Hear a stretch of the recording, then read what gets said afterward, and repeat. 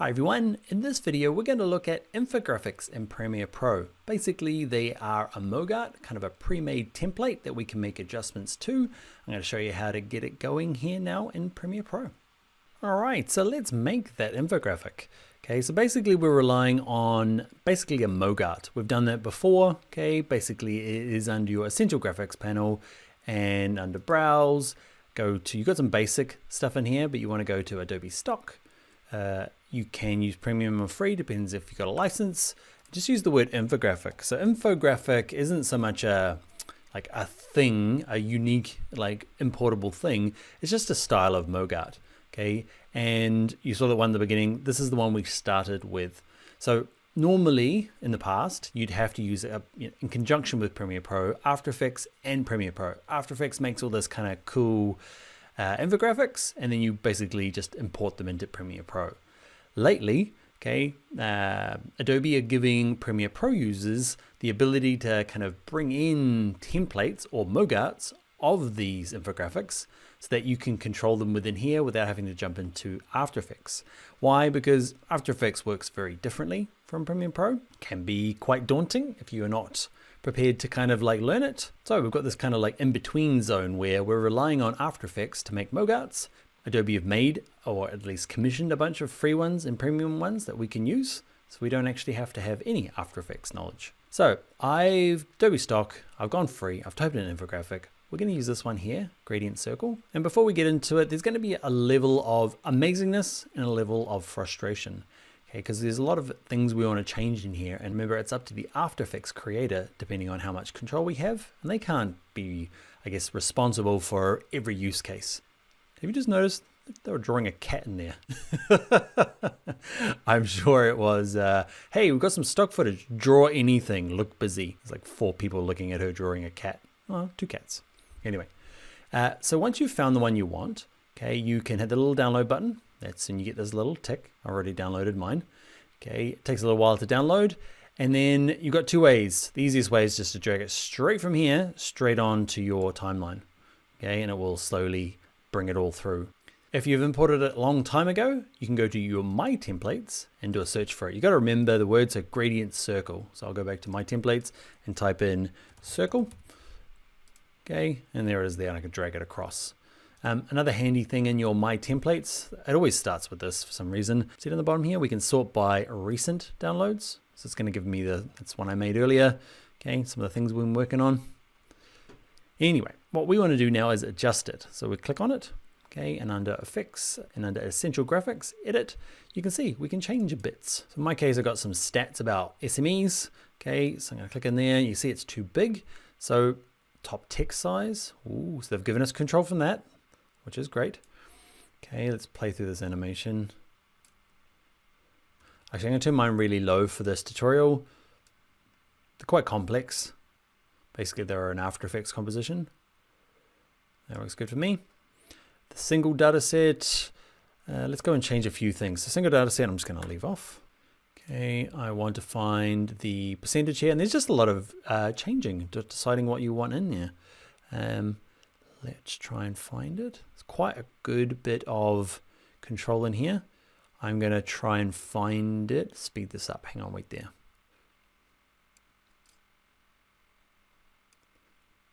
All right, found it there. Chart controls. So 65, that's my max value 100. This data is 38% of SMEs. Use a co-working bit of information there while we're doing this course. Okay, a couple other things I want to adjust. One thing you might have run into is the font problems. Okay, if you've got that already, a couple of things you might do is back under Essential Graphics. I forget because I've already did this a while ago.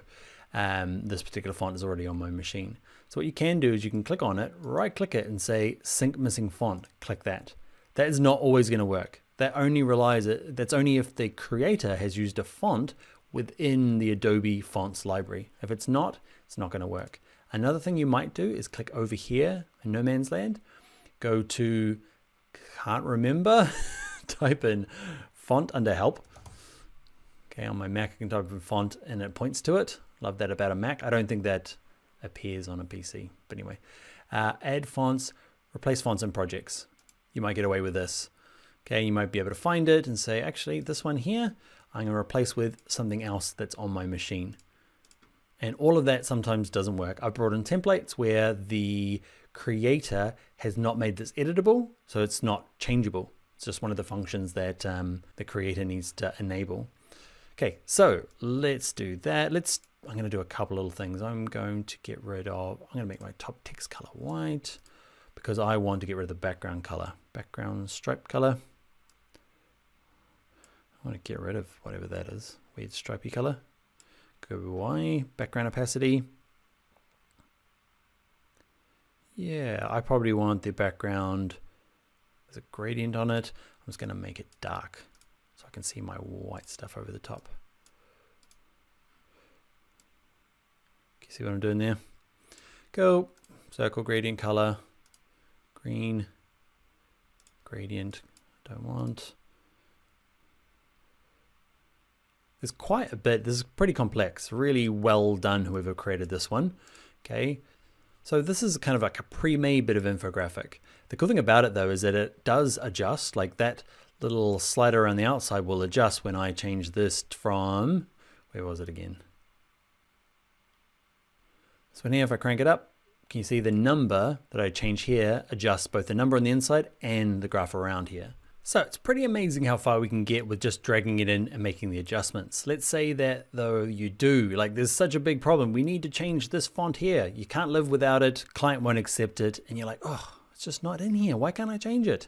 I'm going to show you how to jump into After Effects and do it. This is not an After Effects course, just a quick little whirlwind for those people who either have some After Effects knowledge or are prepared to like hack in there and try and get it done. Or if you are keen, I have got an After Effects course specifically called Infographics where we make stuff like this. But let's say we just want to jump in there. So we need to figure out where this file is because it's actually sitting on our machine somewhere. We need to update it. We're not updating this like template that's inside of here. We're updating the single use in this project. So I need to right click it.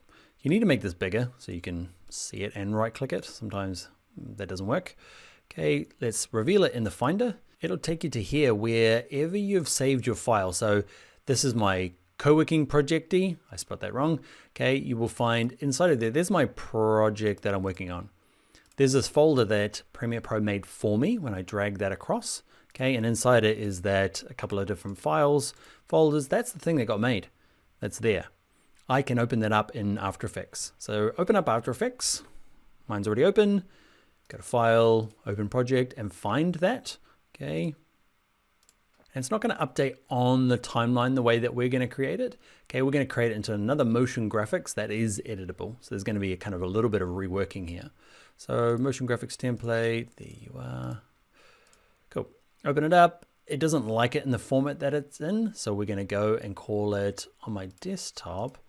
Let's just stick it here called, yeah, that's fine. It's a fine name for me. It's going to update the version. Now, After Effects can be a little bit, I don't know, daunting. It's probably the most daunting of them all of the Adobe world. Okay, so what you need to see is Window. Let's open up the Essential Graphics panel. Okay, and that is what you'll be looking at. And this is what gets added, okay, when the person creates this crazy animation.